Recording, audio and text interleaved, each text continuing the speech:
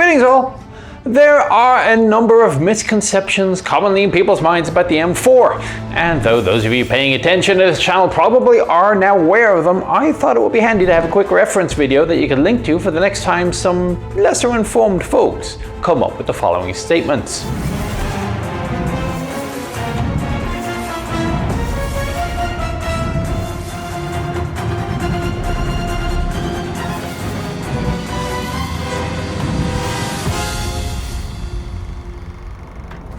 Ronson/Tommy Cooker. The premise here is that Shermans tended to catch fire a lot, and so were nicknamed Ronsons by the Allies and Tommy Cookers by the Germans.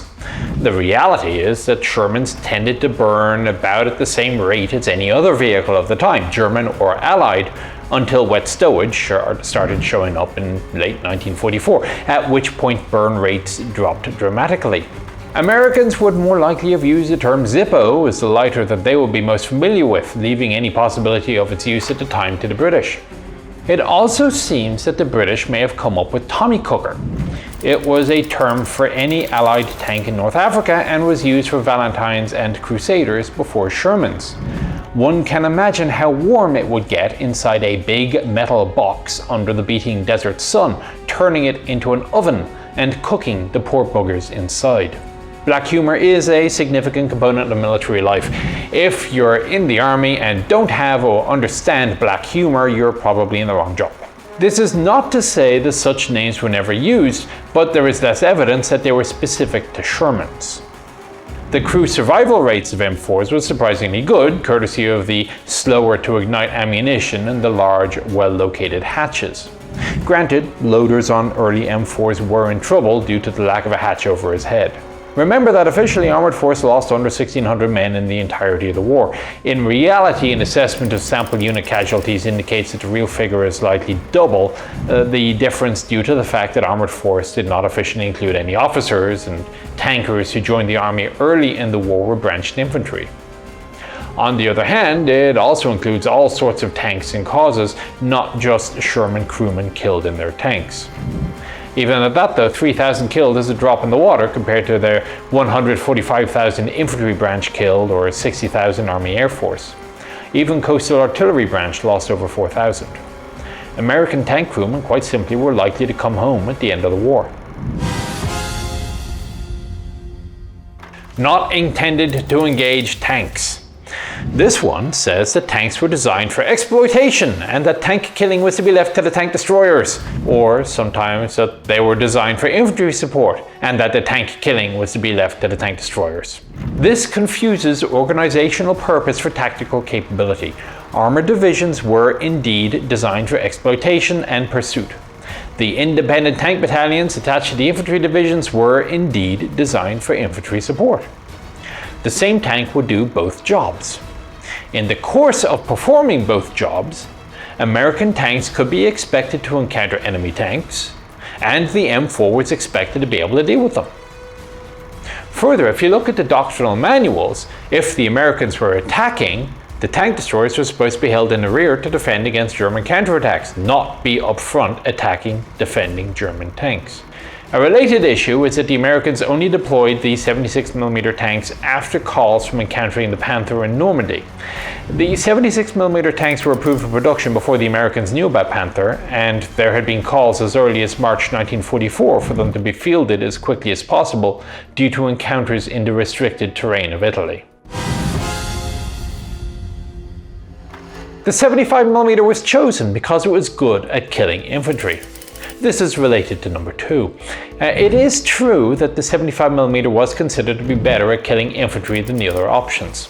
However, when the other options at the time were the 37mm gun and lots of machine guns, this should not be much of a surprise, and indeed tests were carried out to confirm this on the T5E2.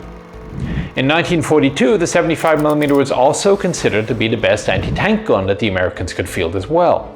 It's worth noting that when medium tanks M3 and M4 entered service, the US Army's tank destroyer vehicles were equipped with 37mm guns on the gunmotor carriage M6, and GMC M3s carried 75mm guns, which, compared to the 75s in the medium tanks, were actually a little bit older with a slower operation.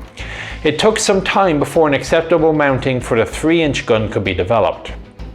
It is true that after the arrival of the 76mm gun, units did often prefer to keep the 75mm around, as it was better at dealing high explosive death than the higher velocity cannon, but this has nothing to do with its initial selection. The M4 had little armour. This is a relative statement. If you compare the frontal armour of the M4 with that of contemporary vehicles such as Crusader, T-34 or Panzer IV, you'll see that the level of protection comes out quite favourably. Thicker, in effect, than the German counterpart and about the same as T-34, a little bit less slope but a little bit thicker to compensate. It is even comparable against heavy tanks in terms of raw numbers, being about equivalent to the KV-1, which was given the Germans such trouble the year before, and just shy of what would eventually be found on Tiger. That's not bad for a medium tank of the early 1940s. Yes, side armour is thinner, as it is on most tanks, which is fine. This is a medium tank, not a heavy. Sherman had poor/great, pick one, mobility. This is one of those cases where the truth lies a bit in the middle, requires a bit of nuance, which granted can be a bit rare sometimes, and for some reason folks tend to pick one extreme or the other. Few people dispute that the M4 had great strategic or operational mobility. The tank could relatively easily and reliably get from the factories to where it needed to be, and when partaking in operations could be relied upon to get to the right battle at the right time. There are those who undervalue the importance of strategic or operational mobility, but that's another matter entirely. The issue here lies with the tactical mobility, the ability to get from A to B at the individual tank level, especially once the shooting starts. The M4 came with relatively narrow tracks and what appears to be an uninspired suspension system. These were not accidents. The bogies did have advantages as well as disadvantages compared to the counterpart systems on German, Soviet or British vehicles. Even the narrow tracks were themselves a design choice, partly for simplicity of manufacture, since they were held over from earlier designs, and partly in order to increase speed and obstacle clearing. Widening tracks does come with a drawback. When Sherman moved from the 17-inch track to the 23-inch track, that added a full ton to the amount of track weight that the engine had to drag around the sprocket wheel, as well as adding a ton to the vehicle overall for bridging and transport issues. However, whatever the advantages of the VVSS bogey's narrow track, there was no getting around the fact that ground pressure was an issue, and that the ride was not what it needed to be. Well, as a side note, there's an idea going around that Easy 8 is so called because of the smoother ride, and that it must also include the 76mm gun. The gun program was the Easy 6. In the US Army of World War II, E was represented by Easy, not Echo, as it is today, and the Mike 4 Easy 6 was the experimental tank with a 76mm gun, wet stowage and large hatches, but with the old suspension. In any case, most M4s could encounter obstacles which other tanks, even heavier ones like Panther, could cross head on. On the other hand, alternate routes could normally be found fairly quickly, or maybe you just attack the obstacle at an angle instead of head on. And there were some issues which flotation or power to weight ratio cannot solve. Had 14th Tank Battalion at Remagen been completely converted to Pershings, for example, the troops on the far side would have had to do without medium tank support for a while. The M4s crossed the damaged Ludendorff Bridge on the 8th of March. The day after it was captured, the unit's Pershings had to wait on the wrong side for 4 days until a suitable ferry system could be established on the 12th. There were a whole slew of attempts to improve the M4's mobility, from torsion bars to half-track bogies, but in the end HVSS proved to be the most feasible option, leaving torsion bars for the next generation of tanks. It's all about the balance, not any specific capability. So there you go, a nice short video which you can now use to dazzle your internet forum enemies. I'm Nicholas Moran, the Chieftain. I'll talk to you on the next one.